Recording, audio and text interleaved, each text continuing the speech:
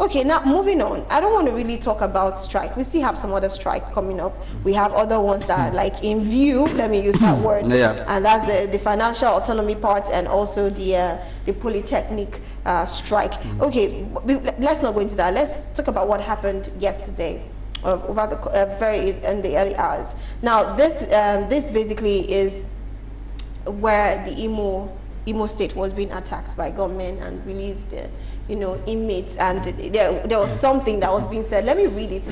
It's a bit, it's funny, but it's not funny. But let me just put it this way. First, Buhari calls the attackers terrorists, of course, and demands arrest and prosecution of the masterminds, while Ohaneze expresses worry over the rising attacks. Ikpeazu declares curfew also in Abia State due to all of this, because they are like neighboring state. Now, the gunmen told the inmates that was on, because it was on Monday, it was like a happy Monday, Easter Monday thing. And so the gunmen told the inmates that Jesus Christ has risen and you have no reason to be here again. So it's like you're laughing. Exactly my thought. Like, so you took the shot, you became the law, and took it by hands and like, no, Jesus rose for you, so you need to leave that prison. Oh well, there are updates about that. The governors talked on that case, and Buhari reacted also. We had a lot of people reacting to that. The IGP also reacted to that. Now I'm just going to quickly read through the story. While we have videos also where we can listen to them addressing this issue. Now, of course, the topic is FG sounds tough, and IGP fingers IPOB as the gunmen free 1,844 Imo inmates. Now, the story is that gunmen in the early hours of Monday attacked the Nigerian Correctional Service, Owerri, the Imo State capital, and the State Police Command headquarters. Now, also, gunmen killed 2 persons and burnt operational vehicles of the Nigerian Army when they attacked a military base at Umoji on the Owerri-Onitsha Expressway. Now, the headquarters of the NCOS said that 1,844 inmates fled the facility in Owerri during the attack. Amid increasing spate of attacks on security formations in the southeast, the president, General Major Muhammad Buhari, described the attack in Imo State as terrorism and ordered security agencies to apprehend the culprit. Now, on his part, the Inspector General of Police, Muhammad Adamu, blamed the indigenous people of Biafra and the Eastern Security Network for the attack. But IPOB, in its reaction, denied involvement in the attack, saying its men were in the bush chasing herdsmen. Now, their reactions to Ozodima, of course, had his own part to say, and we had Francis Enobore also saying some things about that and all of that. But first, I want to hear what you have to say about this. In as much, President Buhari said, it's terrorism. Yeah, this is what we call terrorism. And the other person said it's IPOB. And IPOB said, no, our men were actually in the bush, chasing herdsmen. What's your thought? First of all, it's condemnable, the gun attack, whether you like it or not. But frankly speaking, Nigeria is becoming a jungle. Attack is not only in the east. Sorry. We've had attacks in many places. Of course, we know the north, we know the Delta, Asaba, we know so attack has always been there, and it's always gunmen, and it's not specified. For somebody to look at a Owerri attack and say it's IPOB, and even when IPOB they've denied, gives you some kind of an idea about what is the idea about Igbos to the federal government. Let me give you an instance. When Benin inmates, prison inmates, were released by gunmen, they weren't called terrorists. They weren't called terrorists. They were gunmen. When people attack Governor Otto, Even though those people came out to own that they were the one that attacked Governor Otom, nobody called them terrorists. Even when Boko Haram is killing and displaying people, doing everything, what the government does is to welcome them, call them repentant, and they are never called terrorists. Mayor Tiala has been shouting that if you don't give us 150 billion, we're going to make everywhere ungovernable to the federal government, and their leaders are working even with escort, and they were not called terrorism. So you now look at everything and you ask yourself, what is really wrong? Is being an Igbo person, is every Igbo man an IPOB member? Look at what happened in the River State. When there was a civil unrest in the River State, Igbos were singled out, and most of them were massacred, most of them were arrested, and they were attacked IPOB members. Even anything.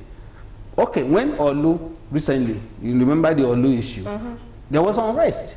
Everybody, the army, the Air Force were put there, they bombarded and displaced people. It was tagged IPOB member.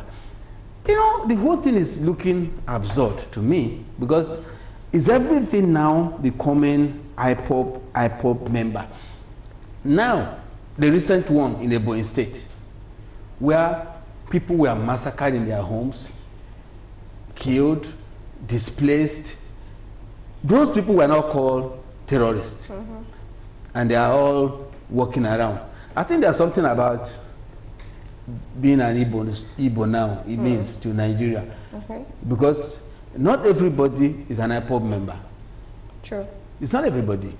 So if, like now, I said it last time that young men and young Igbo guys are no more free to walk on the street in the East.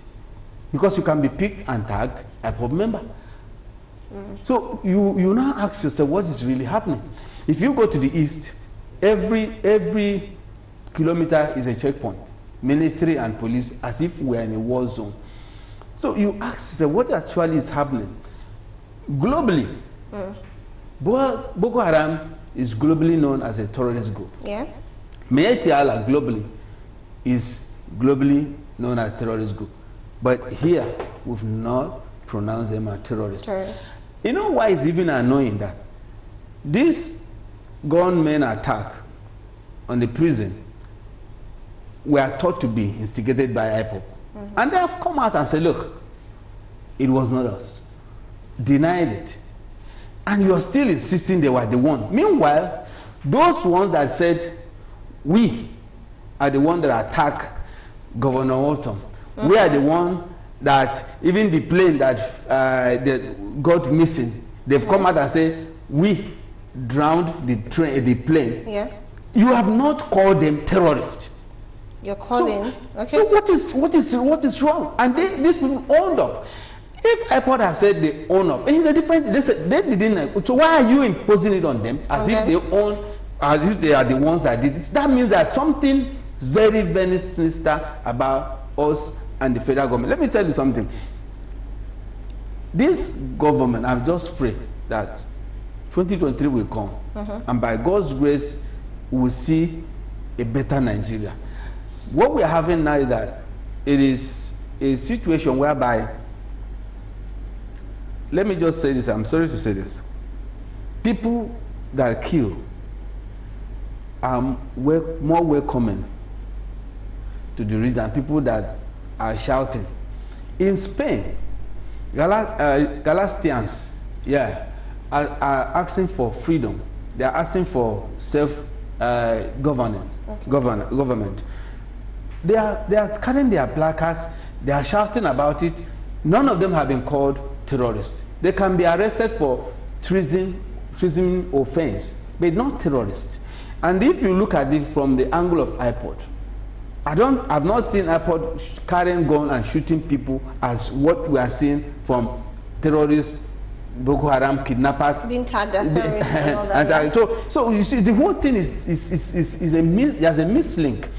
And of course, the federal government has to come up and say, look, the 3 R's signed at the end of the Civil War is not mere pronouncements. those 3 hours of reconciliation, rehabilitation, and reconstruction, they are not mere words. Okay. They are truth for the reintegration of Igbos into the Nigerian system. Because as of today, you see, the agitation the Igbos are having is exactly what is happening. Why are you protecting some other people? And we are the ones you're prosecuting. Okay, now based on this this attack now, yeah. we had Uzodimma talk about something now. Following the jailbreak, the state government, I hope Uzodimma, convened an emergency meeting with heads of all the security agencies in the state at the government house, Owerri. Now, the State Commissioner for Information and Strategy, Declan Emelumba, who confirmed the security meeting, of course, said that that the government was on top of the situation. Now let's quickly see the clips where Uzodimma was actually addressing the issue. Let's see the video. I'll be right back to the studio to analyze more.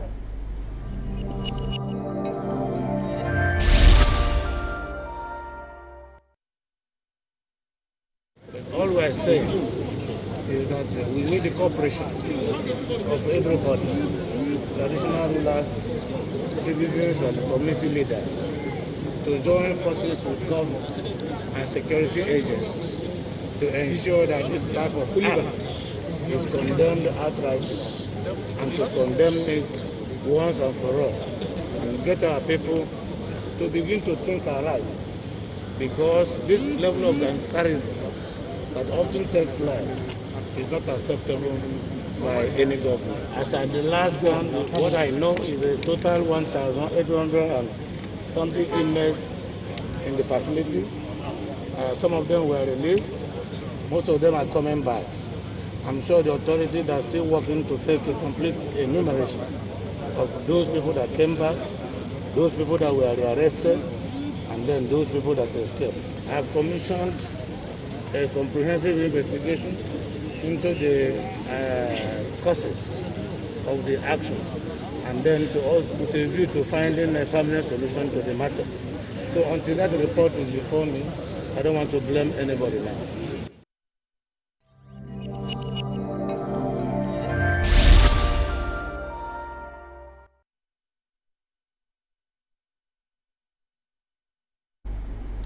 All right, welcome back. Like we all heard, they are on top of it, the case, and we saw a lot that was a massive damage. We could see that was so much. It looks as though it was almost planned. Like, when you just feel like, okay, these people, they lose guard, let's just go in and just do the thing. And they went in there, and according to what was stated, a lot of people were, we had inmates that were freed, and 5 thereabout came back to the prison. Like, they came back themselves. Now, I don't even know if I'm supposed to say kudos to you for going back.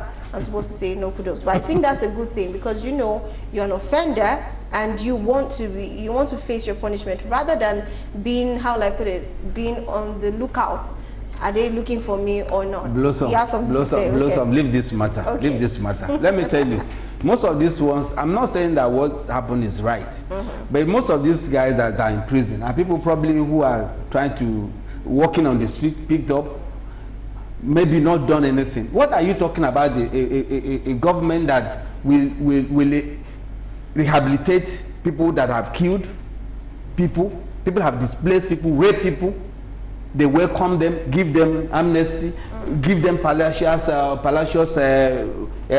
treatment, and then send them abroad. How are you talking? This is why you're having these things. You see, a system that is not just, you don't put justification into things you're doing, especially in your policies. You're going to create this kind of scenario because people are watching. People are not dummies. They are not morons. People are watching. How on earth will you take somebody who killed? Do you know most of these people that are attacked? Do you know whether their parents, their brothers or sisters have been part of those people that were killed by Boko Haram, by the terrorists? And these people are the ones that government are welcoming to be part of a government. And they think they are going to be happy. They won't be happy. Because they have to fight back. They may not have any other means to do it, but they will fight back. If a government wants to be justice, let justice and fairness be equitably distributed. You can't welcome a terrorist and then somebody who stole to eat, or people who are walking along the street say he's straying or whatever. of course, don't forget that our law system, our justice system is such a way that is so bad nowadays that a case that is just maybe somebody steal a cup of rice, you could be in prison for years if there's nobody to bail you. So you could be that. Some of these are the ones that, so the issue that I'm not happy what happened, but I think it's time for government to sit down and say, look, is there anything wrong in what we are doing? Vis-a-vis welcoming people that have killed, maimed, destroyed a lot of people, even not only that, wage war against the state. And these are people, when they come, they say we are repentant. Repentant for what? Let me tell you, there's no way you will kill a madman that he will not, there's something we call it in Tamu. You will still do like this. A madman will always be a madman. So there's no way you can rehabilitate a Boko Haramist who is so engroused with religious fanaticism that he will change overnight. It's not possible. So if we are condemning, let's condemn everybody. If we get the Boko Haram guys, let's treat them as terrorists. If we get somebody who stole anything, treat that person as somebody who has offended the law. Don't be partial to whatever you're doing. These are the crops we are seeing, and it's still going to happen because people are not happy. Why should somebody come to my village, kill people, rape people, and nobody has arrested them, and they are walking everywhere with AK-47? But if I carry just machete, I'm going to the farm. I will be caught, and I will say that I'm having a harmful object. So it doesn't happen like that in any country. It's not the same country. Secondly, there's something I want to talk about. The time we are now is a time for us to go back to drawing board. Every security architecture in every state should be based on indigenous of that state. Okay. The police, the army, whatever, it should be based on the architect of the indigenous of that state. Because they will know the in and out. They know the in and out. You see, you cannot post somebody from Mediocrity to Abia State. Where will he know in Abia State? He won't know anywhere. But if it's Abia person, he knows everywhere, and he can know the terrain of that environment. But there's a but to that, because if we're supposed to look at just indigents having to be a security persons in a particular state, how many persons can they actually now get into the security system? No. Because the truth is, you might get to a particular state and you might not even have up to 50 persons or even 20 that want to come out and be a security agent. They might just want to be on their own. So how can you now get indigenous security agencies to work in a particular state because they are from there and because they will know the in and out? I think it's just a normal thing. If you're a security person, you should be able, when you're posted somewhere, it's part of your job as a security person. You should be able to know the in and out. You should ask questions. It's not just about sitting down in your office or probably staying at a checkpoint and all of that. I think they should be able to do that. It's easy to say than no. Let me tell you, if you've been to Meduguri, go to Potiskum, all those deep down. If you are not an indigent, if an Igbo person is there and you're a commissioner of police, you go to that deep place, you're supposed to speak that. Some of them don't even hear English. So they don't hear you. And don't forget that even your life, they may not be happy. But if it's their own person that gets there and talk to them in their own dialect and let them know why they should not do certain things, why they should not do anything that will jeopardize the unity of the country, they could listen, because they know this person is coming from the angle of our own person, and he knows our own mind because it's from our place. But if you post somebody from Imo to that, or you post somebody to my place and he's speaking, the first psychology of every individual is, where is he coming from? Who is his paymaster? Who is he representing? So they don't look at it from the angle you're looking at, from the nationalistic angle. No, people look at it from the tribal or religious sentiment that person is coming from. But if that person is from Abia, you go to the village and say, look, this thing you're doing is going to create problem. One, you will not, federal government will not give you anything. People will not come to invest. It will dawn on them, and they will understand, look, this is our person and he's talking to us from the depth of his heart. So these are issues. So because of, I'm not saying that it's globally, but I'm saying because of what is happening now, We could change it now. Because after all, what you're saying about whether other states, we have what we call Federal Character Commission. Federal Character Commission means that every state is represented, even in every echelon. In police, in military, are supposed to be represented. So we can use that as a bait for now, because things are getting worse. Things are getting worse. If Ebonyi could be attacked, if Delta recently could be attacked to the extent that the governor who has not been talking could come out to not only talk and shed tears. Rivers is Bayelsa now has given warning to all the headers to leave their place. We are in a turmoil, and let me tell you, we are sitting on a cake. And the day it will burst, it will start from two places. I'm telling you, the day you hear Kanu has bubbled, Lagos has bubbled, take your things and know, look, Nigeria is gone. Because these are the variable places that it will ignite. These ones are from other people who are just keeping quiet. Kanu, Lagos is a nesting point. Okay, I think I quite agree with what you said when you talk about the indigenous security agencies. But I still believe that in as much as we can have the indigenous security people, they could also have non-indigenous. It could be a mix, so that, you know, because if we decide to make it indigenous, I just still feel we might not get out what we want. In fact, I feel like, in as much as you feel like I can go there and talk to them because this is where I'm coming from, this is my state, I can converse with them very well. I still feel that it will get to a point whereby something will go wrong, you feel like, no, she's my sister, I can't do that to her. You let her slide. Let me tell you, whether you like it or not, the country is always like that. You see, we are just pretending. The country has already been like that. You see, it's my sister, it's my brother, it's my religious, this is there already. It's just implied. We're just trying to pancake it as if it's not happening. It's happening already. Okay. Nigerians are already engulfed with religionism, tribalism, nepotism, and where you come from. So it's already there. What I'm saying in a nutshell, that there's nothing wrong in bringing somebody who is not there or who is not from my place to man my place. Nothing is wrong with it. But I'm talking about the psyche right now.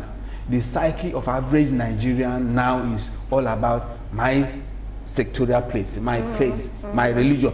It has bastardized to that extent. There's nothing like nationalism now. There's nothing like patriotism now. So that is the. So I'm just saying, if we can use it for now to quell what is happening now, maybe as time goes on, we can still now start opening it up until we come back to what we are supposed to be. But for now, there's a lot of, like you said, being a native or not doesn't really matter. Because for now, we have a lot of intelligence reports everywhere.